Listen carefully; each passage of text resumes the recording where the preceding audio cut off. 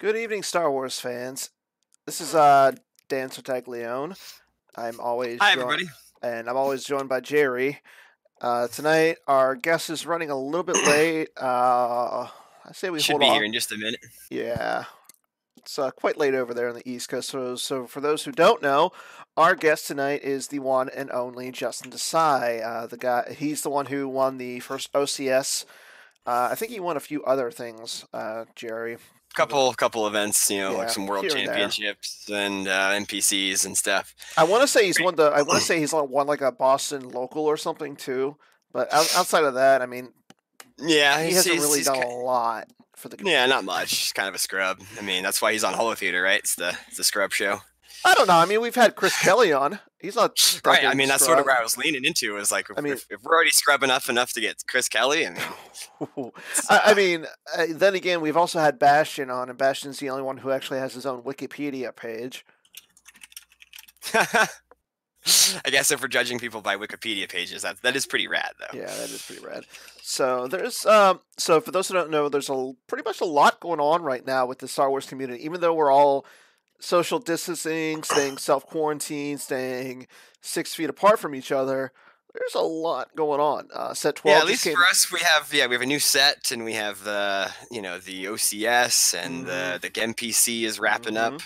Gogolin versus Jared Napoleano. I probably ruined your last name. Sorry. Yeah, don't let Jerry sign JNAP. Gogolin versus JNAP. They'll be playing the finals sometime this next few days in the weekend, so that'll be pretty cool to wrap that one up. And we have obviously the NPC, which will be online for the first time because of all this. So definitely looking forward to getting the brackets, pulled out and all that good stuff. That'll definitely be good for discussion.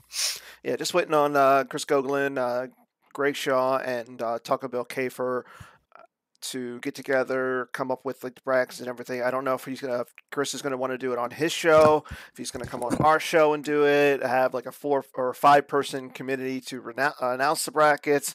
As soon as we know something, we'll let you guys know. Oh, it looks like we might have somebody. It's a blue screen. He's coming. I'm hoping. Hey, we can hear you. I can hear you. Can't see anything, but it'll come. Yeah, yeah. If you have to turn on your camera or something, sometimes that's part of it. I've been using my camera for like everything, so I'm guessing something else is. Something else might be accessing it. But yeah, thanks. Looks like it's starting to come. Oh, there we go. Justin, good to see you. I can't see you guys. Oh, wait. Okay. Well, now we can't see you either. He's coming back. All right. So while we deal with this, thanks again for joining us this evening. We have a pretty fun show lined up for you. And Justin, everything working on your end now? Yeah, I can't see you guys. Oh, you can hear us though? I can hear you guys though. Okay. Maybe it'll come. That might come through in a minute for you. Okay. Catching up from the west. At least you can still hear us. That's I can hear you guys. Of this show. Awesome. So thanks for making time for us. How's everything going out in your end? I think kind of the same as everyone, or at least most of us, except for like the people in the medical profession and the first responders and stuff. We're kind of all just holed up in our spots. I'm a teacher, so I do like remote classes and stuff. So using like Zoom and there you go, like YouTube Live and some of this type of technology to get to host, sort of just like this type of thing in teaching a math class. Yeah, it's pretty similar. More familiar than it was. yeah, absolutely. Flexing your tech muscles a little bit. That's cool. You got it. That's cool though. Just to get the kids, a few more lessons during the week and all that. Yeah, it's been pretty fun. It's been pretty fun. Like some kids aren't always going to be there, but I think the ones who are coming, it's been fun just to kind of more so just to like check in with each other, like the human connection. There you go. Yeah, absolutely. Like, hey, how's everyone doing? And sort of sharing like our experiences of like cabin fever and missing like the day-to-day stuff that you take. It is nice just to get to talk to people and chat and just, like the stuff you would do 10, 15 times a day, on a normal basis. So for sure. Absolutely. I feel like I have to ask, what is the cookie team? So the it's a phrase that was associated with the basketball team that I coach in high school. Okay. there's like 2 years ago we had this drill where we would just always talk about putting your hand in the cookie jar for like it's a bit of a basketball thing, like you put your hand in the cookie jar. And we had this one. The head coach just said it so many times. It was just like his catchphrase that year. So people started calling us the cookie team, and then we won the state championship that year. And then we actually had this pretty cool sort of like city organization that donated a bunch of gear and a bunch of T-shirts and stuff. It says like on the back of this, it says like 2018 state champs and stuff. But they put like hashtag cookie team on a lot of the stuff, which is pretty cool. Nice, yeah. It was just sort of right there. I had to ask sure. about One of my favorites. Dan, I can see you now, so I think it must just be like a strange one. Yeah. Okay, cool. Yeah, the internet will catch up. He's got a better connection than I do, so. Right. All right. So yeah. First things first. Congrats on clinching March. You were the top OCS winner for March. Yeah, I had some time on my hands. So. we all did. Yeah, definitely. So, do you want to just go through? Was there any exciting games that you remember, or what were you playing? How did that work out for you? I had a really close game with Dan, actually. It was. I think I peeped a little bit of that. I think he says that I got him off his groove because I Slack chatted. I'm like, dude, are you going to win this game? And so I think it was like my second to last game. So I was feeling like, all right, like towards the end, it's kind of like the don't blow it type thing. And if you're at like 8-1, 9-1, it kind of sucks to like put in that work and then to lose at the end. So I was like playing it, and probably like maybe a third of the way in, I was like, oh crud, like this is just not going that well. And Agents versus Throne Room is like a really fine line, and it like I feel really good in the matchup, but like there's certainly like you have to play really well, and like Dan did some things that some of the other Throne Room guys didn't do that was like beneficial for him, and I was in like a really bad spot, and I changed the deck a little bit before too to like not have as much sort of power to it. It was a little more like sort of techie. It had like more spies and some more like interrupts that weren't going to help in battle. So I didn't have the ability to like chase him around. It was more like the other way around. He was chasing my guys around, and I was peeling cards and stuff. Gotcha. But I was able to. He grabbed the wrong card, so that was able to just win with the Dark Time loop. What card did you grab, Dan? I grabbed Sense. I mean, okay, all right. In any other matchup, I feel like Sense would be the right card, just because he's got the Emperor on the table most of the time, and he can sense anything that I want to play. Fair enough. But in that matchup, there's one key card that you want to grab if you're the light side player. He played it once on me, and I didn't grab it. The other mistake that I had was well, actually, you know what? I'm not going to get into deck specifics, so that way Justin doesn't. No, that's fine. I had some undercover spies, and he played a Corrin, and like there was some Never Yarnals, and there was just some. It was towards the end of the game. It was one of those. I actually really like those type of games that are like you kind of have to just play in like a really weird like I initiated a battle that I gicked. Okay. Knowing that I would have to gick. Yeah, that's something that you usually don't plan to do. With like pretty good risk. If he has a blaster deflection, I just lose. But I was like doing the sort of percentages in my head, and I was like, well, if he doesn't have the deflection and I gick, this opens up a larger percentage for me to win. So I kind of like have to do it. Had to get one character off the table or whatever it was. Yeah, like I had to get his Luke, and then like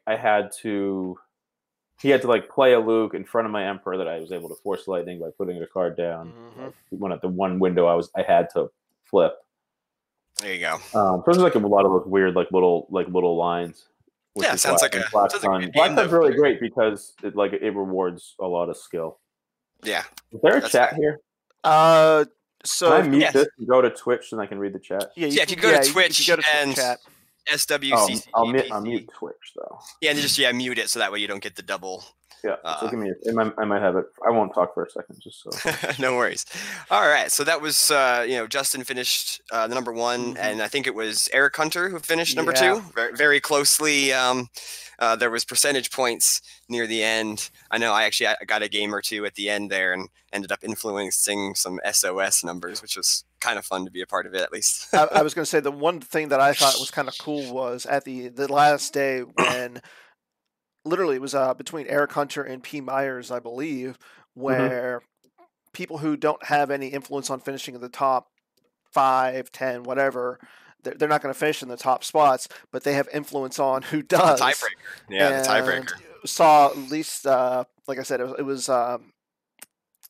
actually ended up streaming one of the games because it was such an interesting spot.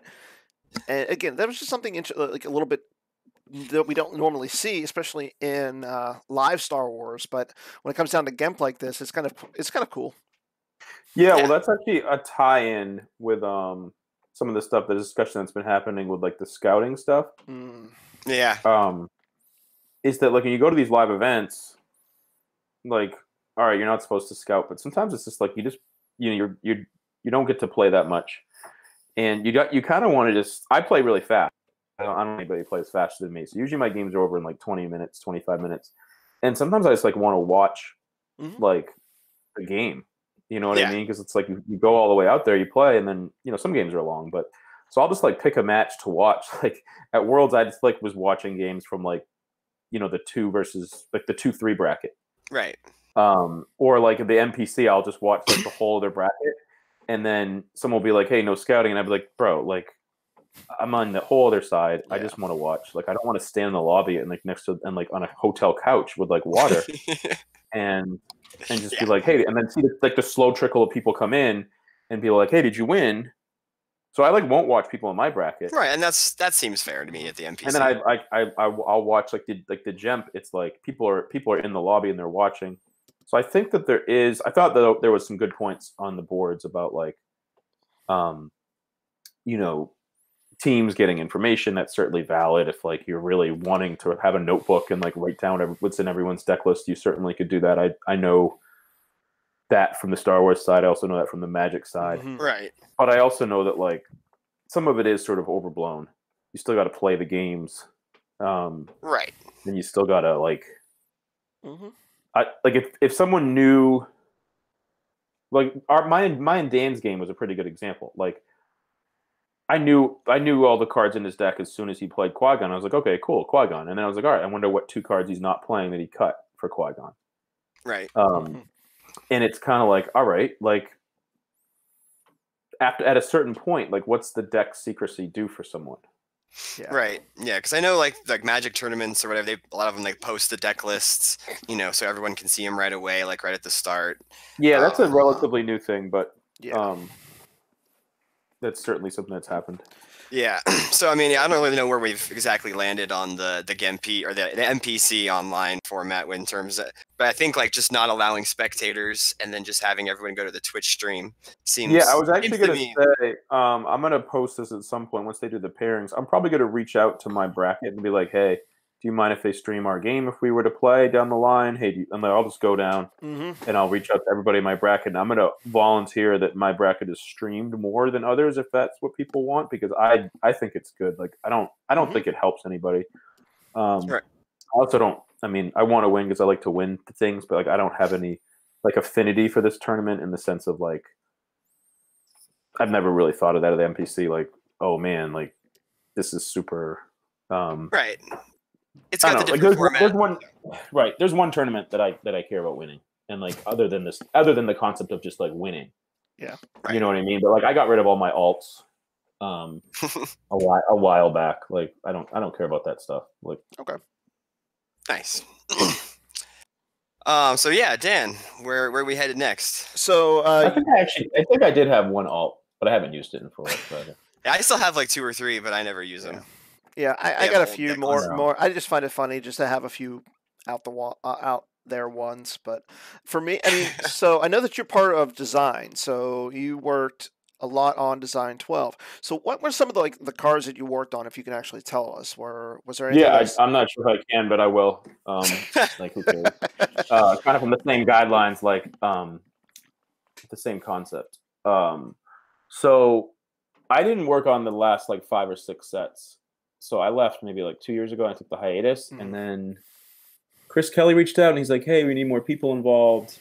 And like this was right after Worlds when Chu posted his big thing about like maybe needing a reset or whatever. Yeah, just sort of like that it was in a weird spot, and I kind of agreed. So I was like, "Yeah, sure. Like I'll jump in," and it's pretty productive behind the scenes. I definitely pushed for SSA. That was a card that was sort of my inertia behind it. People who work with me on DD know that I'm sort of on like the creep side of things, the power creep side of things, and other guys are probably a little more reasonable in their cards they want to put out. It's a good balance. You don't want right. But I'll like a card. Someone will suggest a card like, okay, whatever. Like that card's never going to get played. You can make it if you want, but like I don't even really care. But like, and then SSA was a card that I was like, this is something. My driving force behind it was like, making decks like sort of whether they're as good as map or not as good as map, but like getting them at least to the point where they could activate on an equal level. Okay. Yeah. As map. So that was sort of the groundwork for that one. And then being able to like modernize ISB and bring them and deal objectives because they're kind of just outdated. Like we would never make an objective right now that starts just a 2-0. That or like a 2-1 in the case of deal objective. Right. That would literally never happen. Like we'd be like, no. I mean, look at every objective we made is at the very least is a 4-2. Right. So I think that was that one. I like a lot of like the thematic stuff. So like I was watching The Mandalorian and I really liked that episode with Moff Gideon at the end. Yeah. And we were like talking about the E-Web and how he says the word E-Web like 4 times, like this really awkward way. He's like the E-Web blaster and stuff. So like making him and having him like make the rebels there, like sort of pinning them down. That was that was a card that I think we liked the way it came out. And one of the things that I had said on that card was like having it not just be an ISB or ROPS card, but trying to fit cards, trying to make dark side cards that could go into multiple decks. Okay. Not just the ones that they're like supposed to be in. I've been playing Gideon a lot in my entanglement decks the last week or so. Yeah, like getting an entanglement or a thing is like a one of is like who just makes decks. Like more P59 type cards for dark. Understand that is sort of a power creep type thing, but that you do need to balance the sides and bridge the gap between light and dark. Like light side has Cassian and it has Hera, and there's cards like that for dark side. Padme, but there's just more for light side. Like Lando is a card that light side doesn't have, or dark side doesn't have a card. It's the same as Lando. That's a complete outlier. They have Boba Fett, but Boba Fett's not the same. Yeah, he's a little more conditional. He has to be with somebody else. Lando is pretty good on his own, even. Right, exactly. He's a 5. Like there's no dark side guy that's a 5. Yeah. So just like pushing that a little bit. Trying to think what else. What are the big cards in the set? So let's see. We had for dark side, you already mentioned, Aura Singh, Moff Gideon.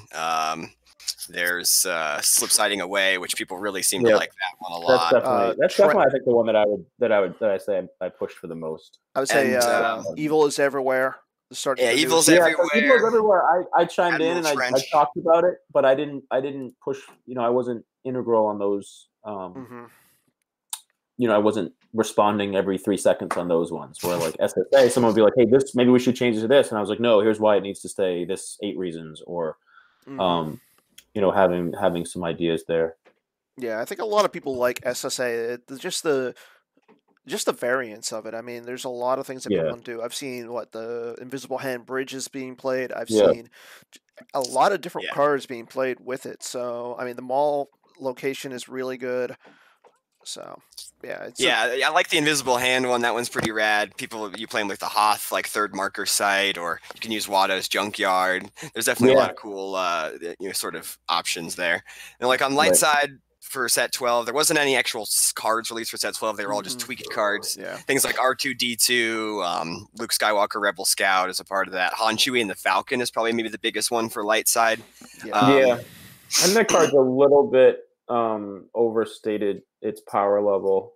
I hear a lot about like the passenger slots, and then every time I watch a game, there's another ship with passenger slots right next to the Falcon. Fair enough. So like, and like, there's just a lot of ways to get a ship out for light side. Radic pulls a Corvette. You can all right. So it can put passenger slots on, right? But like, you can't pull it in No Idea. So if No Idea wanted passenger slots, you just pull a capital, play the Falcon, and put whatever you want on on the capital. So like that to me, okay, it's cleaner. It's a clean card. But so far in playing it, I haven't been like, oh my god, this card's broken. And then there's a lot of games where you're like, you're power 8 and you have like, maybe even have like a 5 and like a 3. Let's say your average is at 8, right? So you're 16. Like Darkside's 20 and they're immune to less than 8 with like the Finalizer or the Invisible Hand or like a stacked Star Destroyer or something. Like, what are you doing there? You're just losing your passengers? Well, at a certain point, you're going to like, that's not fair. want to lose the passenger. So I think it's really good in QMC, but like I think one of the discussion points in playtesting that came back was like, hey, it's really good in QMC, but QMC kind of needs the help, and like QMC doesn't get to really play good cards sometimes. Like it's playing scrubby weird characters. Yeah, right. Like maybe we can give it a cleaner card that actually is sort of good on its own.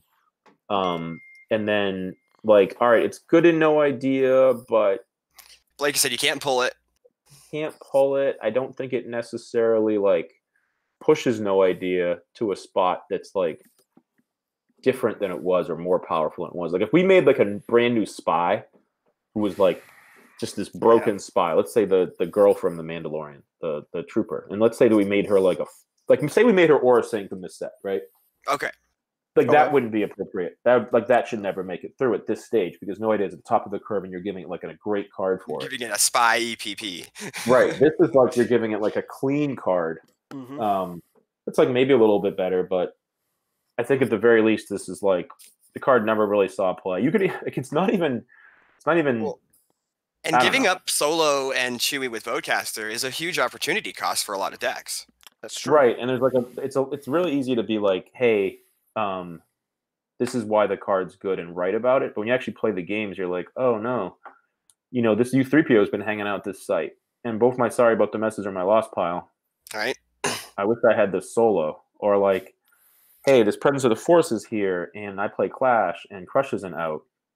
I really wish I had this Solo. Or, I'm going to get beat down again. Or I top decked a Hujix earlier. I really wish I had this Solo. So some of those things.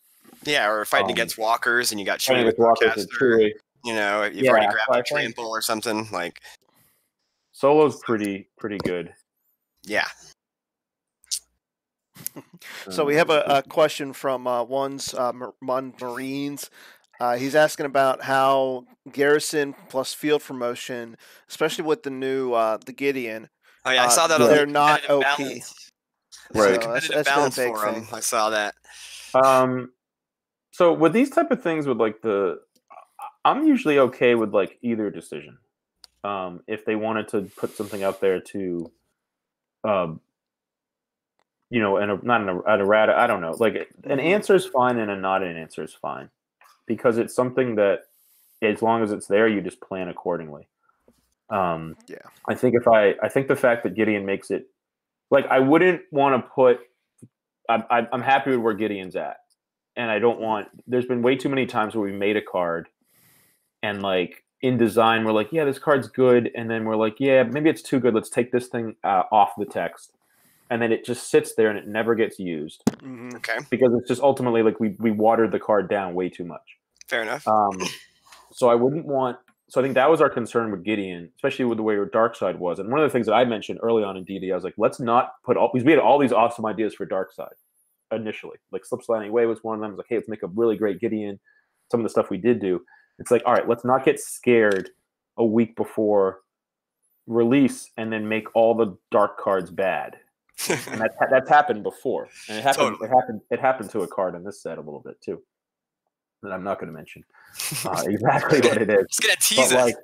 But like, so I don't want to put the onus of like this combo of 2 Decipher cards on like Gideon, even though Gideon is good and it pulls Garrison. Even this pulling Garrison is really good, but that's like kind of integral to the card being good to begin with. It would still be good if it didn't pull Garrison. It would still be great in ISB. But wouldn't see much. I don't know. I'm not right. I mean, it might see play, but it's like I don't want to say we made a new dark side powerful card. That's the problem. So I almost would rather us like say, okay, well, you know what, this combo isn't great. Maybe we could, I don't know if we had a Rata field promotion or something like that, or like just sort of analyze that a little more. I don't think it's terrible to say, all right, this combo is now a little bit easier, and it might be a little limiting, and the sides are evener now, right? Like, it's not like we're hurting dark side and the gap is super wide. Like, all right, so now light side actually has to worry about multiple things that dark side can do. So if this is like taking up too much percentage of that, and it's becoming like kind of like what it was with dark side, you have to worry about mains, you have to worry about diplo, you have to worry about OA, and now it's a little bit sort of more unilaterally on both sides. Well, maybe we could have had a piece of that combo to not make it so impenetrable. As whoever posted the competitive balance. I mean, I played the deck. I was going to say, I played the deck. I know Brian Fred is really familiar with the deck, but I mean, you still need Gideon to pull the garrison. You need the field promotion in your hand. So getting that's another piece. Well, it's definitely cleaner. It's definitely cleaner though. It's not what it was, because before it was it was the cost of it. So this definitely makes that combo a lot faster. And that's something we had it in mind when we made the card. We were thinking about it. It's like, is this? And, we're sort of saying, well, let's make sure that we're aware of these things. We think that combo hasn't demonstrated that it's broken in the past.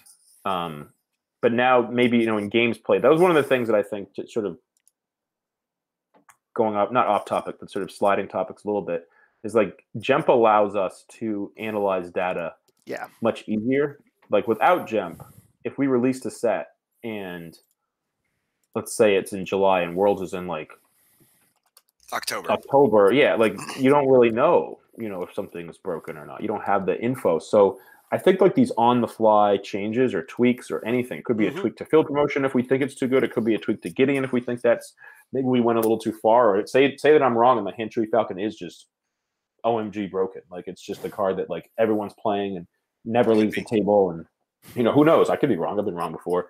Then we tweak those things and we say, all right, we went too far, and that's the ability to do that is now like super easy with Gem. And I think as long as people realize this is just like a kind of a process that we're doing now, and not like, oh, we made a mistake, we're so bad at what we do. No, we're aware of it. We're aware that we're like, all right, let's see. Let's kind of test the waters. It's kind of like the there was a children's book where it's like they get porridge and one bowl's too hot and one bowl's too cold, and then this one's just right. Goldilocks, I believe. Goldilocks, right? So like, and actually, it's funny because I think we've actually done that with agents. We made agents way too good. 2 years ago, and then it was like, all right, now use 2 force to do everything, and slowed it down a little too much. And Vigo errata, we slowed down too much, and now we're right in the middle, and we made it like Aura Sing's pretty good for it. And it's like, all right, the deck is very fair. Like that deck is very good, tier 1, but it's fair. It's not dominant, because I remember there was the Worlds where I did commentary for the last one. It was like I think it was like 6 of the games that we ended up doing or something. It was just everywhere. So right, and the same similar with Rops. I actually think that Rops in the future could get a little bit of a bump. I think it was like way too good, and now I think we removed where it can build it back up a little bit. Yeah, I think we changed like 4 things from it, right? Like and it's like, okay, maybe we can give it one of those things back in the future. But maybe not right now, because like I said, Dark's been good. So I think with a card like Field Promotion and Gideon, it's like you want to sort of sense the water. So like the competitive balance thread coming out is almost like it's good that that's happening. It's like, hey, this might be too much, because let's talk about cheaper. Gideon costs 4. You used to have it's a Moff or Palpatine or Vader. So you could have the Tarkin, but like otherwise you'd have to have Palpatine or Vader, which is just more cost, and then you'd have to play full price for the garrison. Yeah, which is effectively 7 because you got to pay the maintenance. Right. So if you're playing against it, you're like, okay, cool. It's not coming out this turn. I'll go super fast. Yeah. I'll plan my destinies because you probably can't play other stuff. You know what I mean?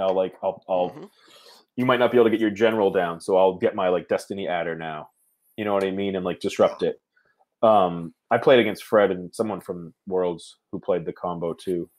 Mitch, I think. Yeah, Mitch Nealon. They had that deck 2 or 3 years ago. It was 3 years ago. It was in Brigham. Similar concept. you just go super fast and like the deck folds. But now that that's able to assemble faster, we'll have to see. But I don't mind either way. One thing I've noticed with Gideon, I've been playing a lot of entanglements and messing around with ROPs. I'm not sure if this is intentional, but Gideon doesn't have to download the trooper to the same site. He can download it to another site. It's super nice for flipping entanglements or getting another site for ROPs really quick and flipping. That's one thing I've been using it for a lot. So like the reason we did that was if you watch the show, like he doesn't show up. I don't know if you guys know the Mandalorian show. Yeah, so there's like all these stormtroopers and they're all like out and they've been deployed by Moff Gideon, but he's not there yet. The show he's waiting to be there. Like episode 9. They gotta clear the way first. So that was sort of the thematic reason there. Nice. And it's kind of unlike some other stuff we've done. I'm gonna read the chat real quick. All right, hold on. Yeah, there's definitely a lot. We have like 20-something viewers right now. So I told you, it's gonna be. Justin's going to make it the best show ever. So, all right, Legendary Starfighter. The thing with stuff like Legendary Starfighter is like all the pinging doubles for light sides, like kind of whatever, because there's not like many decks without Decree. Yeah. So that's Decree is pretty staple at this point. So like cards like you always get like the text of when you're getting ready for an event. It's like, hey, let's put Incontrollable Fury in the deck. And it's like, but it's just going to be a ping of 1. So. And like this, similar things with like R2 and Red or Red 5 with like Luke on it. Like, oh, you can play that and Legendary. It's like that's a card that hopefully gets tweaked in the future because it's like it's very unplayed outside of the Y40 objective. You know, the Red 5 that gets around Hunt Down or whatever. Yeah, it's like needed for Hunt Down, but like most of those decks play like 2 R2 and Red 5s, and they just like float it because they have it for the Hunt Down. Vader's Custom Tie canceling Padme's text is huge. Yeah, that card got figured out pretty early, I think, and we all just liked it. Oh yeah, that's right. Because it used to only be able to cancel pilots or whatever, but now it can also cancel passengers. So being able to cancel. All right, we'd love to hear your thoughts on R2D2 instead of making him go so good to ensure he sees play. So I actually thought R2 wasn't that good. I don't think people realize that a lot of these sites don't have Scomp links. So like if you think of it from the viewpoint of like Hunt Down, okay, cool, but a lot of these sites he doesn't have text. So like especially these SSA decks, you can make your SSA decks not have a single Scomp link in them. And like because the bridge for the Blockade flagship doesn't have one. Have one. And like the invisible hand sites have them, but most of them, it's not like in those matchups you're looking for a battleground anyway. Because there's a lot of sites out. Like Stunning Move. So like you can't really put them to the 2-0 against Brigham because he'll just get like Force Lightning, and he goes used, but he costs 3 there anyway with Emperor's Power. Emperor's Power. So, I thought that he actually wasn't that good. We had an earlier version of him that was like super utility wise. He like did like all these interrupt things. I do remember that version in playtesting. So I think there was like some playtesting reports were like, hey, he's just gonna. They're going to play like a bunch of them and you're going to like stack a site, but it just doesn't and then like Darkseid will come there and fight you. And then like you'll run away and you'll play another R2. It doesn't really work that way. Like unless like you're talking about a light side deck with like a bunch of R2s only playing against Hunt Down, but that doesn't really exist. It doesn't really exist. Like what's R2 going to do against R2's actually decent against ISB at the square because the square does have a Scomp link. Yeah. But like, okay, cool. Then it's a battleground and ISB some agents to like go fight and mess around with R2 and that plan. Like that seems fine with me. Yeah. That's just how a lot of games go with, Throne Room throwing down a Cornhorn or or Darkseid throwing down an Izard to your JCC or something. Like that's just how things go. So and you can make a good Darkseid main deck with literal 0 Scomp links. So I think we got info about we got like a playtest report about R2, and then we talked about we had good discussion about why we liked where he was at. Okay. Yeah, I've always liked R2. Even though he kind of got a little bit of bump, I used him a lot even before his tweak. Yeah. So because he just really got cheaper. The only thing that they tweaked about him now was they just made him from 1 to 2 deploy, and then I guess he goes to use pile. Well, he used to be 3, and then he. I mean, I think he's just a good card. Like, he might be a one of. You know what I mean? Like, he might be a one of, which is I even think we could. I mean, there's a chance that we missed on some cool, more thematic game text on him. Fair enough. But in terms of like bumping his playability, he definitely did that. But I still don't think he's like super powerful. Nah. I mean, he's pretty good in Diplo, just because you put him on the ship at the start of the game, and the ship obviously has a scomp link.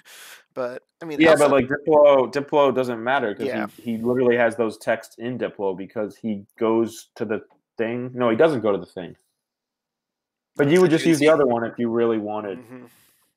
Oh yeah, he would go to your use pile, but that doesn't if they fight him turn 1, like that doesn't matter. And his deploy cost wouldn't matter in Diplo because you start him. Yeah. So that's like pretty minor. Oh, you're saying he was played in Diplo? Yeah. Especially there was that speed Diplo version where they would put him on the Falcon right away. I think that one sort of faded a little bit with the changes to Mothma and. That version definitely lost a lot of its luster, especially after you said the big change was the Mothma, just because she costs a couple force. Yeah, so Chad is saying like he gives you another option other than Tanev against Star Killer base or Death Star 2. Yeah, but like another option doesn't change anything. No, because like if the Tanev exists and R2 exists, that's just a thing Darkseid has to deal with. Mm-hmm. So it's not like if we didn't make R2, all of a sudden they're like rejoicing. Like no, the Tanev represents that 90% of the time anyway. So like, all right, redundancy, but then you also have to have a ship to deploy them on there and you have to like move there, where the Tanev can just go there originally and has a Destiny 6 puller. Yeah. Like maybe so it has a little bit of redundancy. Like you can put them on like Red 5 at the Death Star.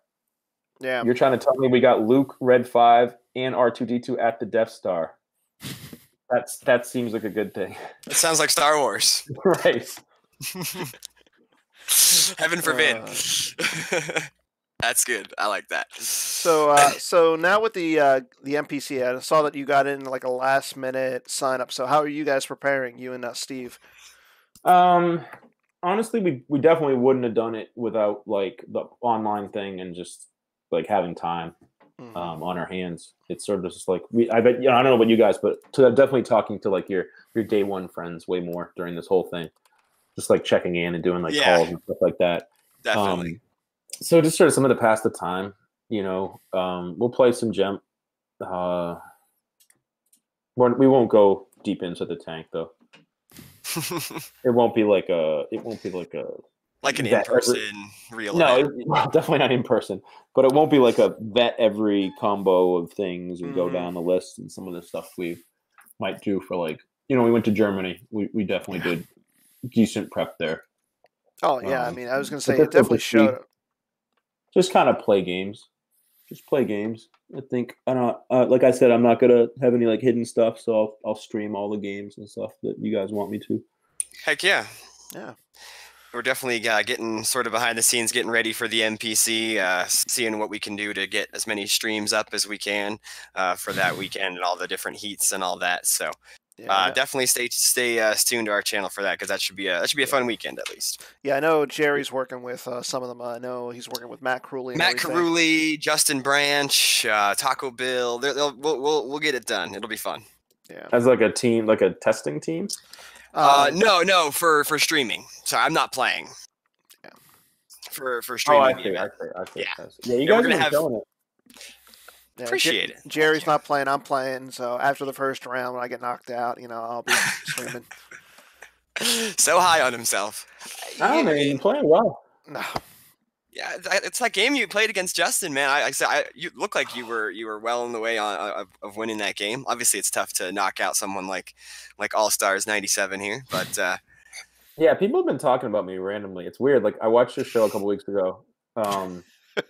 And it was like you guys were just like talking. I was like not really paying attention. I was like had another tab open, and I was like, oh yeah, Desai. Googling was talking or something, and I was like just like hearing your name. Yeah. I mean, it's one of the. I mean, it's kind of not like a good thing with the quarantine, but I mean, a lot of people are active on, especially on like the Slack, and they're watching the shows and everything. So it's good to see all the people coming together, and just taking their time out of the day to. Top ones, especially Slack. If you're not part of the Slack channel, get on right now. It's kind of fun. Yeah, it's a good way to pass the time. Good way to pass the time, and you know, you can ask people questions about their decks, and you can tell people like workout questions. There you go. Yeah, I mean, anything you want in there. There's even a politics channel that you can talk about that separate from everywhere else. I steer away from that one. But. I know, there's people who enjoy that. So yeah. All right. So Dan, is it time to play some of our weekly games and that kind of stuff? Sure, I say we do it. It's almost we got 18 minutes before 7:00. So sure. Let's start off with the hit and miss. What happens at 7:00? Jerry turns into a pumpkin. No, we usually like the show to be about an hour long. We can go a little longer. We can go a little longer. Yeah, I was a little late, so. No worries. I'm actually gonna type in chat right now. I'm gonna be like, all right. Yeah, so we'll kick it off with hit or miss. It's our weekly. You're familiar with this one, Justin. Yep. So, my first one is right now. There Is Good in Him is better than Throne Remains. Is that it's a hit or swing and a miss? That's a miss. It was probably a miss, but I have been messing around with it a little bit lately. Me and Justin from Colorado, he's got a pretty cool list that I've been messing around with. It seems like it could be pretty good right now, and maybe with Hunt Down. I played a little bit. I mean, I know Werfs loves the deck, but outside of that, Werfs probably has like a crazy pod racing version. Yeah. He played it in like the what was the World Cup thing with like Team America, Team Europe. That was the Outrider. And he was like, yeah, I got Bastion with this Tig. And I was just like, okay, like close it. Like, it looks like I'm gonna have to carry this squad. No, I'm just kidding. But that one, I looked at it, I was like, oh boy. Yeah. But I think it's that decree thing hurts it a lot. Because if Luke gets captured, like, because your mental progression is like, well, a lot of these decks aren't playing that many Vaders. They might get behind the 8 ball and like. But yeah, I guess Decree does kind of neutralize that for sure. Yeah. So, so I think like that's a thing. I mean, it's definitely like it's more appealing than it used to be, and Throne Room is certainly not as good as it was. You know what I mean? I feel like there's a little bit, more. It was maybe 80-20 before. Maybe now it's more 70-30 or 65-35. It was like 98 before. Fair enough. And now it's probably like 70-30. Yeah. All right. That's cool. I don't think it's super good yet, but I think there's a pretty decent version of Tig out there, and maybe in the NPC you can catch a bracket off guard that's not prepared for it. I don't think it's like. If you look at like, there's decks out there you look at and you're like, oh no, like what the heck is this? You know what I mean? Like Trash Compactor Start, like that's not. There you go. Horrible. Or like shows you've been tuning in. If you see Rescue the Princess, you're like, okay, probably like some like throwback guy or someone who's maybe got an idea doesn't totally understand how like the interactions work of like releasing captives, or like randomly you'll get a kid who like starts. Like the agent's objective with like a weird rep or something like that, right? And you're like, okay, like this game's gonna be, weird. What it's gonna be. Yeah, but like Tig, you look at it and you're like, okay, if you like if you played a game and you saw someone who had a list, you got to like sort of respect it and be like, okay, this deck could be decent. All right. But I don't think it's better than Throne Room. Throne Room's still pretty good right now. That's fair. I think you were the one who ended up playing Paul for our deck building challenge with the Trash Compactor. Yeah, I did. Is that right? It was a relatively close game, but Agents wins by like 12 or 35 no matter what. So like it's either one or the other. Trash Compactor Start, I was thinking it was going to be 35, but ended up being 12. Right. Yeah, a win's a win. Speaking of which, like Agents can never win by like 22. The deck just can't do that. Like it's just not going to do that. It's either going to crush and just like blow out in a huge battle right away, or it's going to have to do its things and set up and do a bunch of cards on table. Right. My win. This wasn't like a memorable. Like my game was really good. My win to get to 12 total games played. It was against Throne Room also, and I like stacked a site. He came down with Ray and Obi, but not Luke. Okay. And I had the evasion to do like the bounty card or whatever. Okay. So when we got into my turn, I was still flipped, and I played like a bunch of guys in front, and looked at the top card of my deck, and it was a 6. So I Force Lightninged Obi, and like, but it also had the bounty on it, so I got to look at his hand, and I had IG out, so I was like, oh, do I capture Ray? And then I saw no Hujix. So no, you don't capture Ray. No, I was like, all right, man, we never actually like completed that game. That one's gonna be over pretty quick. Yeah. That's crazy. Force Lightning on Obi. He roughly doesn't get Force Lightning all that often. No, not that often. Nah, like Justin said, he was able to Force Lightning my Luke. Yeah, that was good. Yeah. All right, your first one, Dan? So, right now, AOBS is the best light side deck. Well, dark side. No, I don't think so. So, well, I think it's a miss. Swing and a miss. Yeah, I think it's good. I think it's got some flaws. I think it's really hard to play. Not like saying like, oh, I'm the only one who can play it or anything like that. It's not true. There's a lot of people who can play it. It's a skill deck for sure. Yeah, and its margins are so thin, and that adds to losing some percentage points. Mm-hmm. Right? Like, if you have to play it perfectly, no matter how good your skill is, right, you're still losing percentage points if you have to play so tight to make it work for you. And so I think it's certainly not the best deck if you're just like picking it up and you're like, hey, yeah, I'll just play this deck. Like Justin won the OCS right, monthly. You see that it's good, so you want to try it out. Mm-hmm. Yeah, but it's also like I also just don't think it's necessarily the best deck. Okay. Period. I also like. I mean, I went 6-0 with it, but I had a couple games versus just things that went my way. Like if you look at like Dan's, like I definitely should have lost the game of Dan. In like there were 2 other games where like I probably should have lost given like different things happening. You know what I mean? Like one game I think someone just couldn't find their Luke. One game they like maybe like overcommitted thinking I didn't have a Gick or something like that. Like those type of things. Right. So I think AOBS is in the top 3 or 4 dark side decks, but I don't think I would put it at the very top. I think I'd probably still put that towards map. Just right now, it's so solid still. I think map is still probably top because it's like no one's playing it because there's all these other cool things. It's, which is with the new stuff to try out. Yeah. But it's if I cool was people are playing stuff, but I think map, I think ISP is really good. I think ISP seems really strong. Yeah. I think IE's got a lot of things going. I like entanglements right now. Yeah, it seems pretty good. Like OA getting a little bit weaker and not being able to cancel drains and stuff or your damage as much. I think there's just a bunch of different things that are like good. Court is really good. Yeah.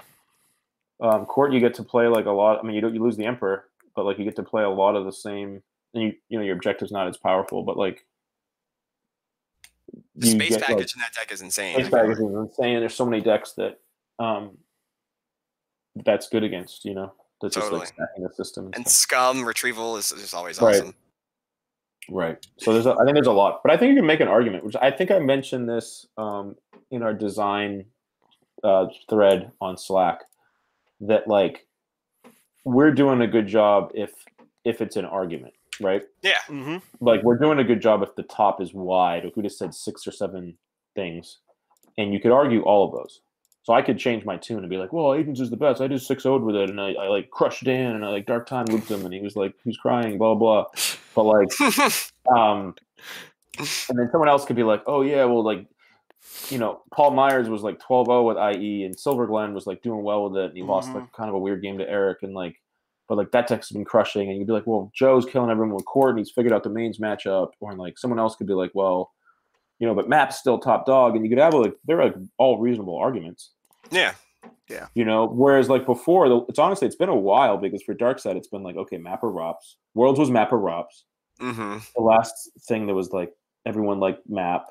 The year before was like definitely Agents was best. Right. There was like 6 of the top 8 was Agents that year. And then, you know, so it's good that there's these like conversations. I think with Throne Room and OA being hit too, like I think those 2 decks were definitely the best. Like Throne Room and OA were definitely best. They both got hit, and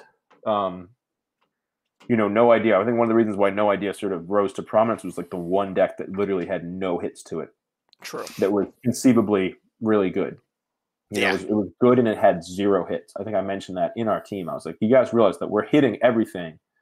Because I was actually one of the people who said I wanted Mothma just tweaked a little bit, just so Diplo didn't stay completely the same. So if you look at those erratas, so like my father before me is like a big one. Like Thornham just can't play it anymore.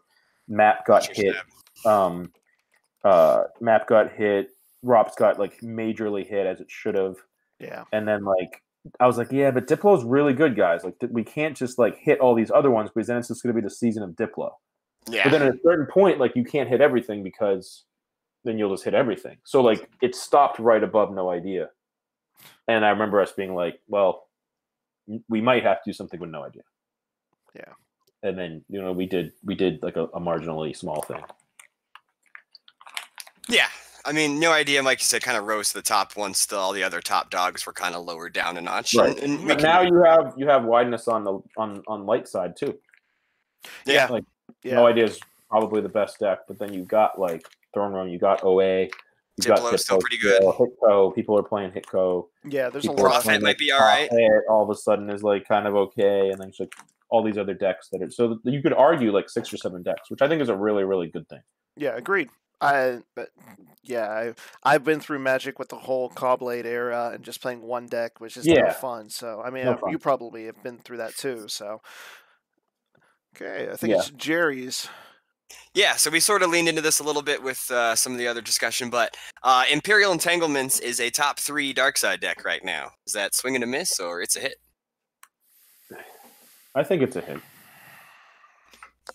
I think I'm there as well. If it's not 3, it's like hit top 5. Yeah. I think like top 3 is not even like a good question because like the number 3 is just like arbitrary.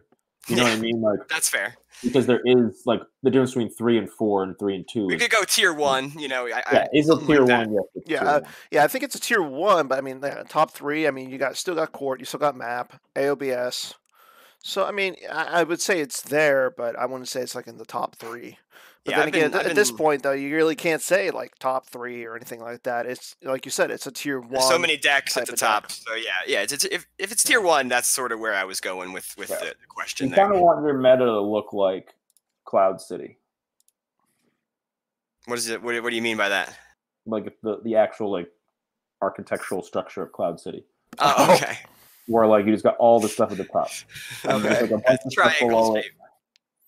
No, not triangle. Like it's going up, and then you got all the stuff at the top. And there might be a couple a little bit at the top, and you got a couple hanging at the weather vane, and then you got all the rest just all the way down. All right, that's fair. Fair enough. I like it. All right, yours then. So I think mine was OA will be a top 5 deck during the NPC. Oh boy, top 5. I'm gonna say it's a hit while Justin's thinking. I really like OA right now. That's a light side deck I've been playing. It's still pretty damn good. Even with the slight change tweak to it, and I think people are less. People are playing a little bit less, but I still think it's got starting the Falcon and being able to pull Ray immediately is just so good. I still think it's pretty strong. I think it's a hit. I think it's strong, but I think with all the changes, like we're seeing a little bit more changes, especially to like ASM and stuff like that. So we're seeing more stuff that can race it essentially. So yeah, I think it's good. I just don't. The problem is with the NPC and especially with GIMP, you might not see people play it because it is still a timed event and so still one of those draggy type of decks.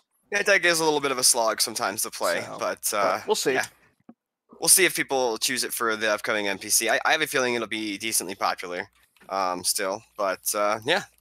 Light side's in a weird spot, I think, because like even though the sides have been kind of limited and like I said, Map and Rops have been like kind of good at the top and Agents a couple years ago. But for like the last couple of years, like light side, it's kind of been obvious. You know what I mean? Like, if you want to play mains, why would you not play Throne Room? You know what I mean? If you don't like mains, why would you not play OA? And if you didn't play OA, why wouldn't you just Diplo? Where now it's like you can kind of try to innovate a little more. And with Dark, you've kind of done that a little bit. Like if you look at Steve's Dark deck from this year with like playing a mains deck, but just having it be TTO. Yeah. Was like probably like the actual most innovative deck from that tournament. But like, and you could kind of do those things with Dark. You could innovate in weird ways. But like no one's needed to do that for Light Side for a long time. So like, that's fair. Is there like a deck that like OA that like doesn't flip, for example? It's like, oh, I start the Falcon, I get Ray. Why don't I just go to the system and like never play any sights and projection or play like 6 hits to hits or something like that? It's like right there. You know what I mean? Like I don't know. That's probably terrible, but like those type of concepts haven't been really vetted out for Light. Like what does Watch Your Step look like now that like My Farther Before Me's gone? Right. Yeah. Like it has that tweak ship, right? And like the card. The wild card for it that also pulls Mos Eisley. Is there like a weird like Watch Your Step list? Like Legend is still not totally like. Yeah, I feel like people haven't figured that deck out. Weird. Yeah. It's like it's weird. I mean, it's got so many different angles. You know, so you could like lists won't be identical as much as they used to be. And I think you made a good point. I mean, lists aren't identical, and I like that because I mean, if we're going to play in the NPC and everything, it's good to see what people are playing. So I can see that as a good reason to allow deck lists being released before the event and everything. Well, I think I heard that there might have a chance of just doing like the closed spectator thing, and then like have the streaming ramped up and have like the streaming really like highly produced. Well produced. I think. We'll see what we can do. That's definitely what we're going to try to do. Have at least 2 or 3 games going at a given time, and sort of always have the best game on the main channel, and then stream some of the side games on other channels or something like that. So I think what you guys can do, and this suggestion is like reach out to a couple people early on in the process. Like it's not like it's 64 people. So like say you want like an 8-9 game early, reach out to all 8 of those people and be like, hey, what do you think about getting your game streamed? And then reach out to like all of the top seeds early and reach out to me if I'm a 1 or whatever. I'm sure you'll be a 1. But like, and be like, hey, would you be okay with your games being streamed? And be like, and I would say yes. And then maybe someone else says yes, but then someone else says, no, I really like care about, you know, the secrecy of it, the super small margins of like a relevant card popping up on something and someone having the wherewithal to look and use that advantage against you. So like, I don't know. It just seems pretty silly to me to really think about it. But I mean, I guess I do understand people do bring out some interesting decks and they want to hold on to that tech or whatever. But like it definitely goes both ways. Look, that example I wrote on the boards about like the Magic event with like LSV being on a team of 10 and knowing he was going to get scouted and playing the 1 settle and recognizing it was going to be marginal advantages that no one else played. You know, those things. There's always more than meets the eye with a lot of these assumptions. Like even the deck building thing was like, oh, it stumps creativity. But is stumping creativity now offer creativity? You know what I mean? Because if things are going to be different, doesn't that by definition mean that people have to be more creative? Because this would be like a newer version of Star Wars where like fair enough. It hasn't been seen. Like we also we went through and we like changed diff to SOS for a while. You know? For not for this event, but you know, that this event is not strength of schedule based. It's all diff based. No, right. So, like, and that changes your deck choices for sure. Yeah. That matters. Like I mentioned that Agents was like 35 or 12. Right. And it's like, well, I might not get that many 35s, and is 12 going to be enough? True. So maybe I'm not playing it. You know what I mean? So like, but like, yeah, there's just change. And like, how does that work with like sort of effort or you put into an event and also just sort of innovation? Like, yeah, you can't play Weapon Love. You know what I mean? Like, that's a card you could no longer play. But, like, you could play 1 barrier in all your lists, and that's interesting. And that, like, you could play 1 It's a Trap. You could play a 1-of card, like, a card like Order to Engage, and, like, make people get really weirded out and play a deck that retrieves early and just be like, okay, cool. Like, you know what I mean? Like, those type of things are somewhat innovative because you're kind of letting people know you've got this card, or this is an innovative aspect of it. Like, what if you played a one of like, what's the card that's like when you battle, you draw Destiny, and like if it's less than the number of guys, like one of them is dead or something like that. Oh, someone in chat will probably help us out, but Do you think of like Fallen Portal? Collateral damage? Yeah, so what if you like just included one collateral damage in your list and friendly fire? People in the chat are saying it's friendly fire. Maybe that's one for each side or so whatever. So you played that, and then you played like sneak attack and Ozzel. There you go. But you don't necessarily. But that's interesting because then all of a sudden you don't need to have the sneak attack in your hand. But they know they have to have it, so they should attack you with one guy the rest of the whole game. There you go. Yeah, I see what you're saying with that. You get what I'm saying? So like, it's not so. I think sometimes people like, and this happens in design development too. Where like we'll get like a playtest report. It's like, okay, cool. Everything you're saying is true, but it doesn't always have the impact that the true statements that you're saying necessarily will have. All right, I think that's what I think a lot of people are like, oh, this will be different, and this is why, and I want to be right. I want to stand on my soapbox and be right. But it doesn't always mean that the things that you're talking about are like stealing what you're trying to protect. Okay, and that could be from like a design standpoint or a gameplay standpoint. Okay. All right, I forget which one that was when we started. Was it mine or yours? That was OA. Okay, that was your question. All right. Yeah, that was good. It's just conversation. It's great. So with the dark side meta shifting maybe a little bit towards Maul, is light side going to have to start running more keep your eyes open Jedi concentration again? I noticed that specifically Jedi's concentration was sort of fading out from mains lists, but do you think cards like that will sort of crop back up with more Mauls and Maul sabers? It's a hit. Yeah. It's a hit. Yeah, Dan? I agree.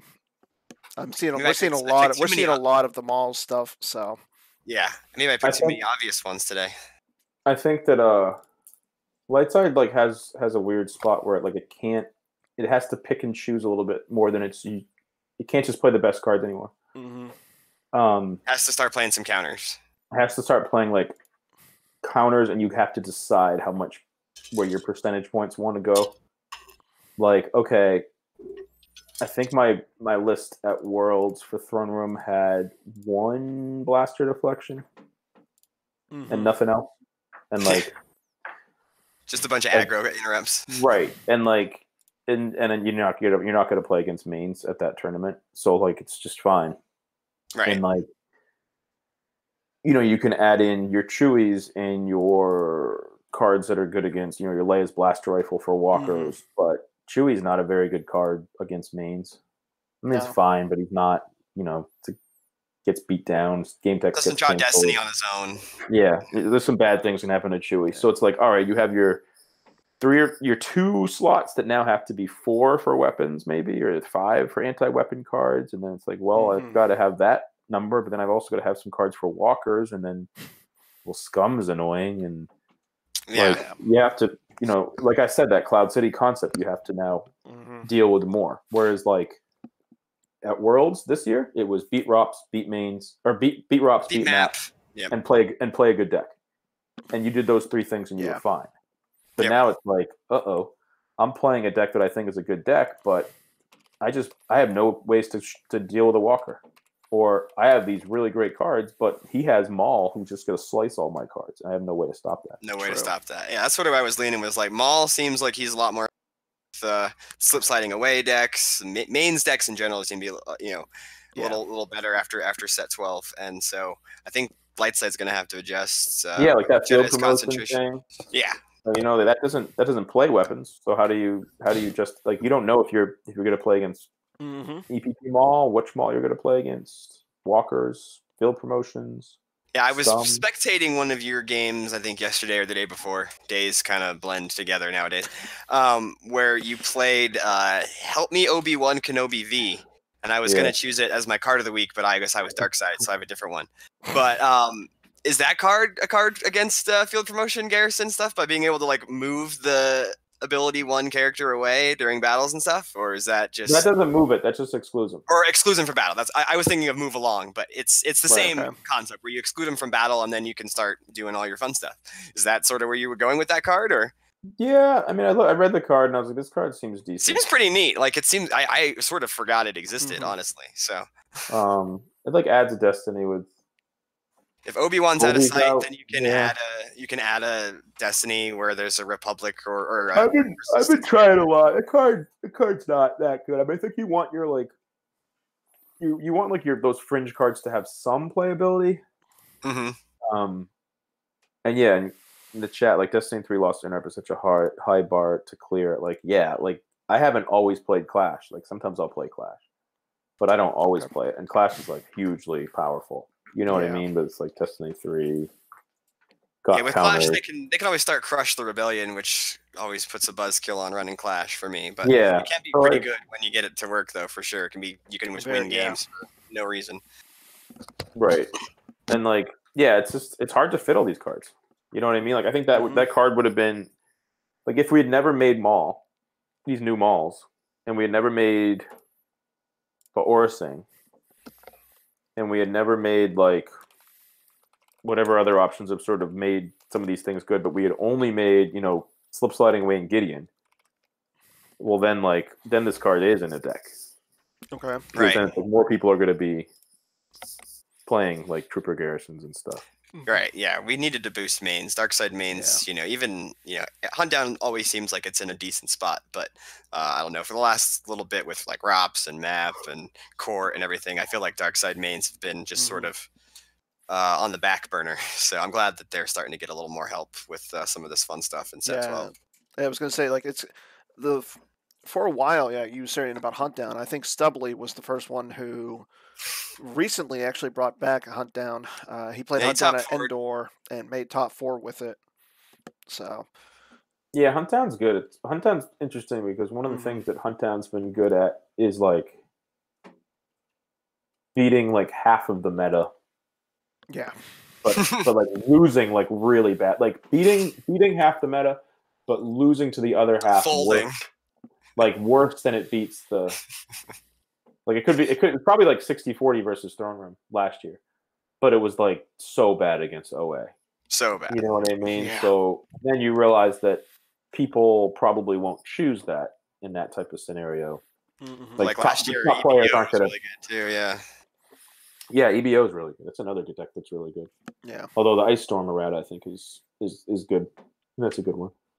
Yeah, I was a fan of the Ice Storm defensive shot. I know some people can go the other way on it, but those cards just always seemed way too swingy to me. Yeah, me and Dan actually had some pretty good Slack conversations about Ice Storm when we were when that one was coming out. But I get it. It's it's a card that people do like to play, but it just seemed pretty NPE to me, and I'm glad it's gone. Or at least to answer the chat. So there's a question regarding Maul. Why don't we add additional cards that boost specific Mauls then? Why come out with a greater Maul that power creates more and predominantly see the same Mauls over and over? Well, here's the thing with that. Maul's support cards are like super, super powerful. Like the Phantom Menace is like one of the top cards. Maul Strikes is really Maul good. Strikes is really good. And EPP Double Maul is like the most sort of powerful card that they ever made. He's the only like real legit 3-for-1 that they've made. So if that card isn't good because of some meta stuff, you do have to tweak things a little bit there. Like you can't make things just support cards for cards that are a little bit outdated. So power creep is always going to happen because of the way that the original Decipher design is originated. Because if you like, anytime we reset, like what are the decks that are powerful again? Like Senate's really good again. You could blank Senate, but like the card like EPP Maul becomes the best card right off the bat, right? So like, you do have to sort of have a certain level of because I've been through like a bunch of these things with like 2007 meta, all these different cards, how they compared to like the Reflections 3 and Naboo cards and Coruscant cards. There always has to be some new cards that are on that level of Lando, Maul, not to that power level. True. Right? So now we've like twisted the meta to have cards that are good against those cards. But if those cards like dominate, like for example, like a lightsaber swing, it's like integral to the game. Well, that's why this new Maul is, we want his lightsaber swings to go through. Right. And I think the other thing too is like you look at the lists. It's been a long time since he's been in a top 8, like Darth Maul. Yeah. Right. Like Matt doesn't play him. Agents doesn't play him. Rops doesn't play him. So like you look at like the last Worlds and NPCs. I mean, if Maul's like best suited as a pilot flying around Endor trying to protect like the second Death Star, like that's not cool. 100%. And like I also like putting Maul Lone Hunter and the other Lord Maul with lightsaber. They're on easier to get cards like Maul Young Apprentice and the other ones. They're a little bit harder. EPP Mauls are expensive, so now these cards are a little bit more accessible and people can play with Maul a little bit more. I feel like. Yeah, I have my own thoughts about like cards. I get that cards are expensive, but play Magic. There's ways. Let's talk about Magic when it comes to expensive cards. Touche. Yeah, but I think it is cool. I do think it is cool. The virtual cards are like printed on. They're on easy to get cards. I think that's good. I don't think it's like. I think some cards should be, if you. I'm just going to stop with this conversation. I think I get what you're saying. Yeah, I think we can. Some cards should be hard to get. I get you, but like if I want to go play baseball and I don't have a baseball bat, I can figure out a way for someone to get me a baseball bat, or I can buy a baseball bat. Like I can play basketball. I mean, look at Chris Kelly. If you ever need a Luke Skywalker Jedi Knight, just talk to Chris Kelly. The dude has like 40 of them. He's got more than willing. Really, yeah, and he's more than willing to lend them out at any major. So yeah, like there are things. Yeah, I do think that one thing that I think would be cool, and I don't know if they'd ever do this, but like AIs, so like expensive set cards that have really cool images that people could use for these common mains. Okay, so I see what you're saying. There's 2 examples. The Coruscant Yoda AI is like the sickest picture. Yeah. And like that card's it's like unplayable. And then like the Yoda card is like it's like if you don't like the little red thing, it's like Coruscant. It's Coruscant sense. Yeah.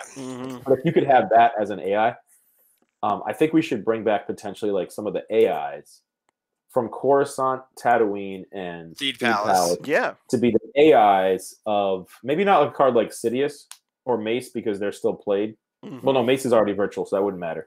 But like, for example,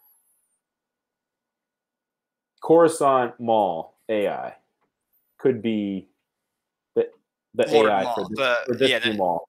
Yeah, for like the Yoda could be for that one. And it wouldn't be that many cards, but it could be like a couple cards. Yeah, I mean, that's not a bad idea. Actually, I really like that idea. Like I said, opening up the AIs, make an easy to access version of the card, but let the AI be one that some of us have because we've been collecting this game for 20 stupid years, and get some of those AIs out of the binders and onto the tables. Especially like the AIs that. Like I think the Yoda example and the Maul example are perfect. Those are agreed. Those are cards we never get to play with, especially the Yoda. I mean the Maul's seen play, but the Yoda's like never seen play, and that Yoda's like so sick. And it's like, man, I wish, but you can't be like, hey, let's virtualize it because it's too expensive. I have a main virtual like design for the first OCS when I won, but like. I'm not going to be like, hey, let's pick this, $60 card, and then if it's actually a good card, it's going to like, not just the collectors, but like the players, it'll drive the price up a little bit, like Wookiee Win and Atrocity and stuff. Yeah. And that image is so dope. So it'd be cool to like, it'd be great to use that. And you could do that like today. You could do that literally. You could literally do that today, or not today, but it would take like 2 days. Be like, hey, here's like AIs for, the month of whatever, and like. Yeah, I mean.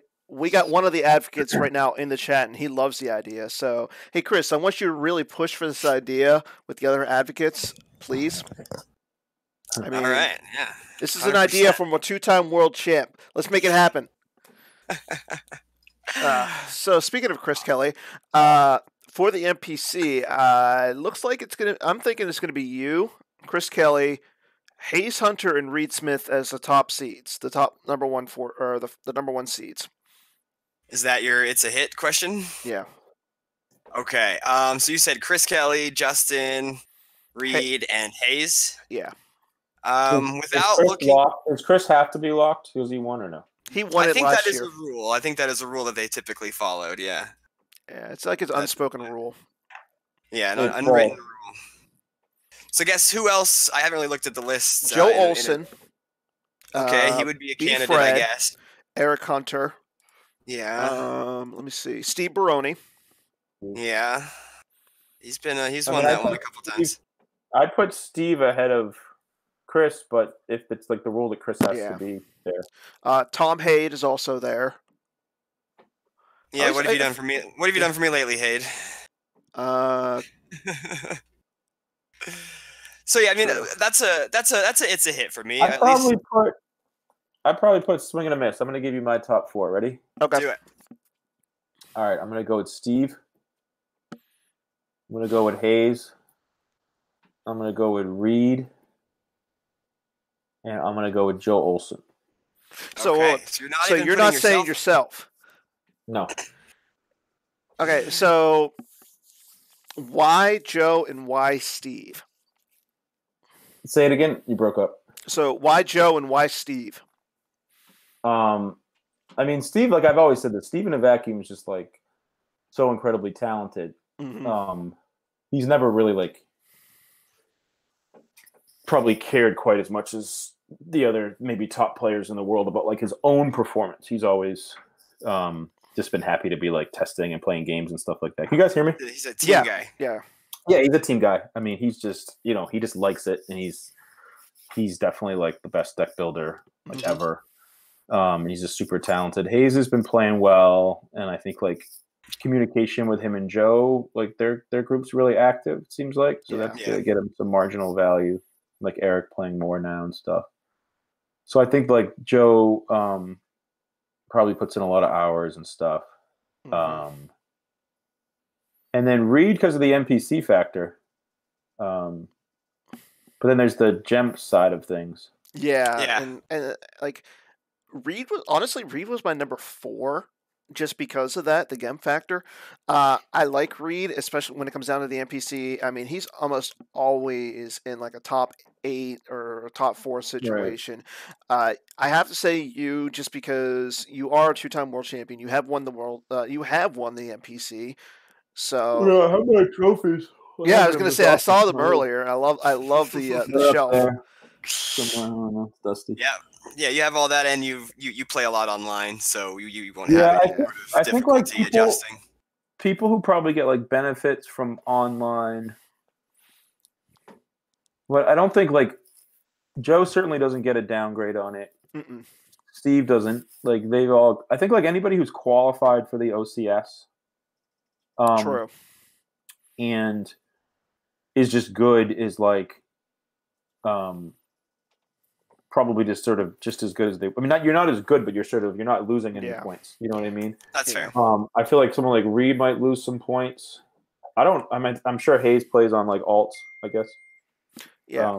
He's also playtesting coordinator, so he did a lot of Gem stuff. Yeah. Really but I never see him like actually playing, so I just assume he's got like an alt. I always assume he's KAYSO because I don't know who KSO is. Yeah, I don't know. There's like Jin Urso. I don't know who that is. There's a few that people are just like, who are these people? But, and then Haid doesn't play on Gem. Haid doesn't play much. Fred doesn't. Well, Fred does. I don't know. Fred does. He's gotten 12 games in the last 2 months of the OCS. He's not a fan of it, but he does play. Eric's good, and he's played in real life. But I actually think Eric might gain a few points from Gem. Just like because I think when he got back, it was through that. So like, I think he might gain a little bit there. But he's good. And then, who else did you say? Greg Shaw, definitely. Yeah. He's more of a 2-3 seed for me. Yeah. I like the 4 that you picked: the Chris Kelly, Justin Desai, Reed Smith, Hayes. I think going back to the original question. Like that's if Chris is if he's not a 1 seed because he's has to be because of the rules or whatever. I think he's I forgot about Mishki. I forgot Mishki. Yeah, Mishki's in the conversation as well for sure. Yeah, I might put Mishki up there. Mishki's playing pretty well right now. Yeah. Mishki's. Yeah, I would put him in there. I don't know. It's hard to, I've never done the fantasy in any of the drafts or anything like that. Okay. I don't. The only thing that I got a little pissed like 2 or 3 years ago when they put me at a 2 seed. They put you in Reed. Yeah, I was gonna say they put you and Reed in the same bracket that year. Yeah, I was pumped to have that, and then I did what I needed to do. You didn't. I got. I love it. This is why we watch the show. So I think it's on. So I think Casey, you got the next one. Yeah. My next one is GEMP PC related. The finals coming up this weekend. Gogolin will win the GEMP PC over JNAP. Is that it's a hit or swing and a miss? I'm gonna say it's a miss. I like how JNAP is playing right now. He just beat Joe Olsen in the top 4. And he did beat Joe to get there. Yep. And Chris Gogolin is Mr. Consolation. Ouch. Yeah. I'm gonna say it's a hit, Gogs. I got you here. I think you got this one. May the force be with you. I'm gonna say Clash of Sabers. You can't answer it. Okay. Too close for comfort. That could be another virtual card or another card for this one. All right, your next one, Dan. So only 2 of the top the number 1 seeds will make the the final 4 for the NPC. So of the final 4 of the NPC, only 2 of them will be 1 seeds. That's your I think it's a hit. It's either I'll take it's a hit as well. 2 or less. We just talked about how it's like pretty like it's the margin between the sort of like the 2s and the 1s and the 3s are kind of narrow. So yeah. All right. This event is a little more apt for like upsets than others. For example, like Steve owns a restaurant and they're doing they're doing the delivery thing and stuff like that, and it's on a Saturday and. He might win the first couple rounds and then they're getting slammed or something like that. And the commitment, it's $25 to enter. So the commitment level of a little less. You don't have to travel, go get a hotel, all that stuff. And hopefully we're in good shape, but we're also talking about a very scary time where like 2 weeks from now could look very different for people. True. Unfortunately. Hopefully not. So hopefully not, but yeah, that is also that could be if things are really chaotic, and families and stuff like that. I mean, that's something that's crossed my mind. But it's online, so you're also like you're not buying a plane ticket. So true. Yeah, it's like okay, I can't make it. Real life takes over, then it just takes over. Yeah. Yeah. It is just a cold, hopefully. All right. Let's see. So looking forward. Go ahead. I was going to say, I've got one left. I've got one left, and you've got one left. Is that how we're at? Yeah. All right.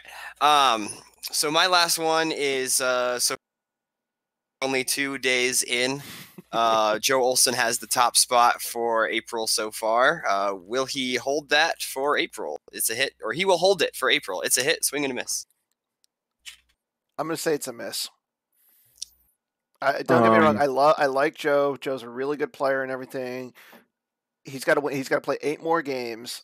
That's a lot. It's still early. It's still a lot of Star Wars. It's just, his opponent's win percentage is only 25%. And so we learned last month, you need a high opponent win percentage. So yeah, I think. I mean, these things are hard to call. It's like yes or no. Like it definitely is, definitely not. He definitely was in the running for someone who could get there, and he's off to a start. So he has to go 7-1. Going 7-1's hard. 7-1 is pretty hard, yeah. So I mean, 8-0 would obviously be better.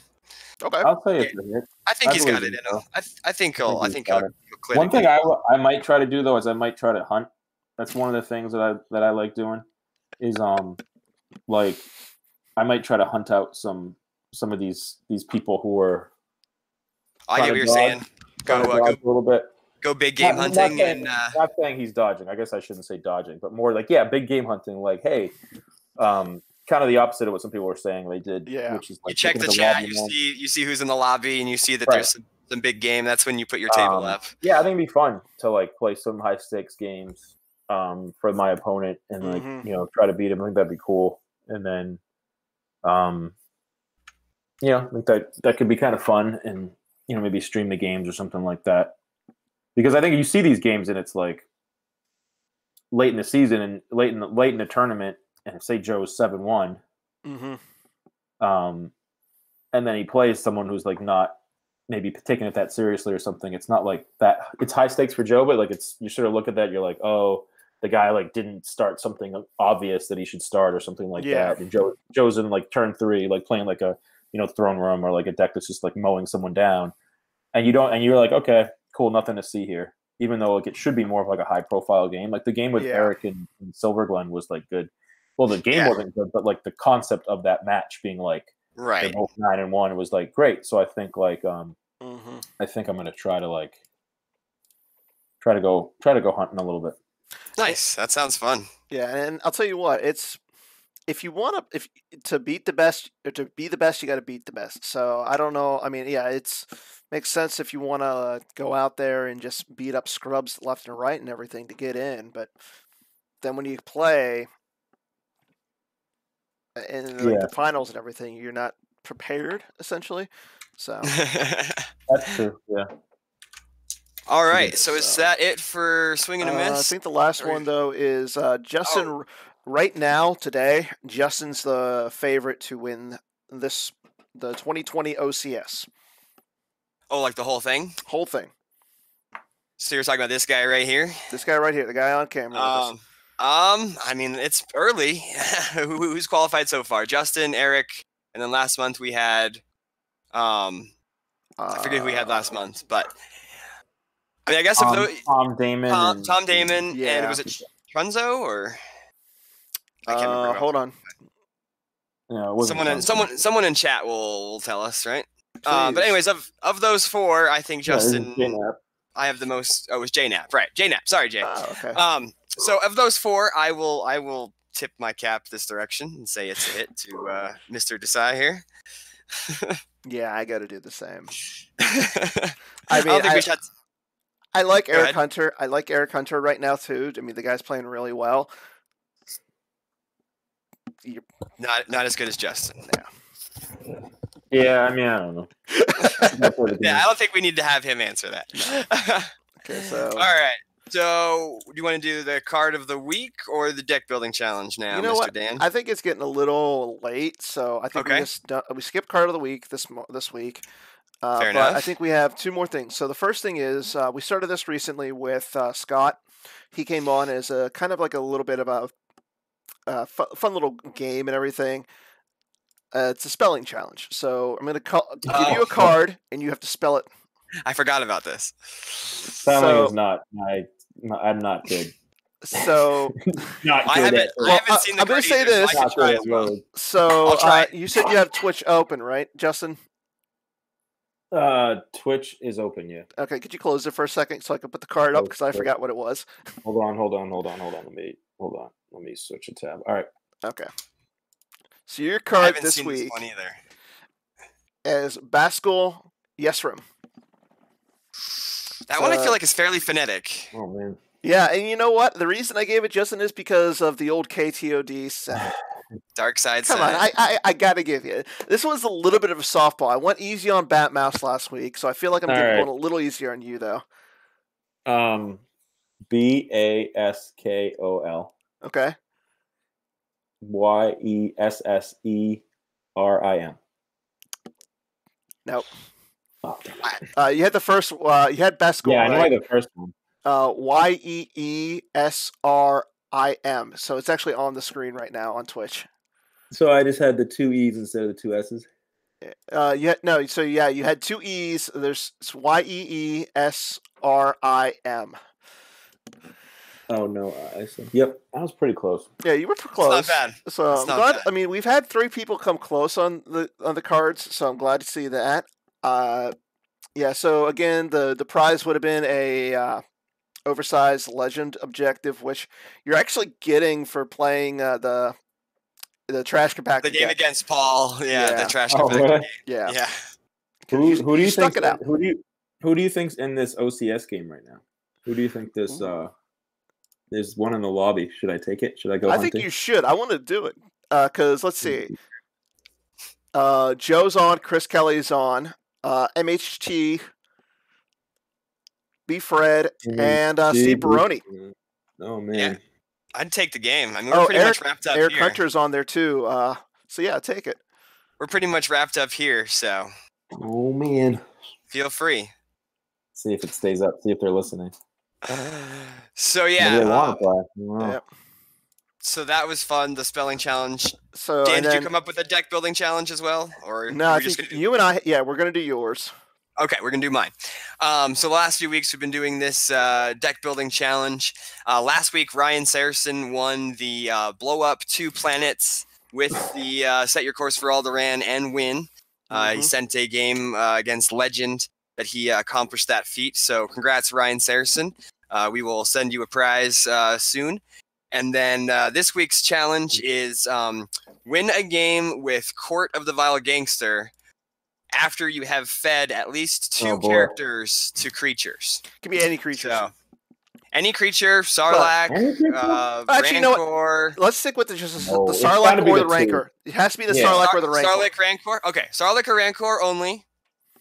But yeah, send us a game vid on GEMP, a game replay on GEMP with you winning a game, Court of the Vile Gangster as your objective, and feeding at least 2 characters to creatures, and you will be a prize winner. First one to do that. First person. One. And again, your prize this month. If you go to the Wayback Machine to access Deck Tech. Go Deck Techin'. And you go to Mike Gem's page, and you go to Deck Lists, and you go to like Father Rancourt, because Mike went to Catholic school, and I think one of his teachers was named Father Rancourt, and he made a deck list called.